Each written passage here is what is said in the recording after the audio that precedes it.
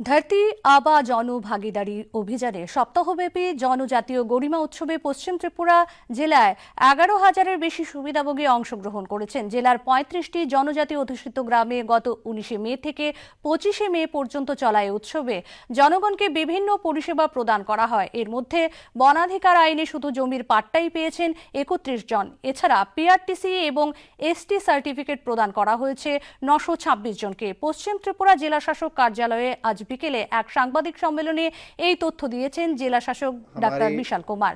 জেলায় এই উৎসব আরো 2 সপ্তাহ চলবে বলেও জানান তিনি। गांव हैं उनके अंदर लगभग 68 कैंप्स कराए गए हैं और इन कैंप्स में 11,000 से ज़्यादा बेनिफिशरीज को गवर्नमेंट से दी गई हुई 20 सर्विसेज के अंतर्गत डिफरेंट सर्विसेज प्रोवाइड की गई हैं और हम ये अभियान और 2 हफ्ते तक कंटिन्यू रखेंगे।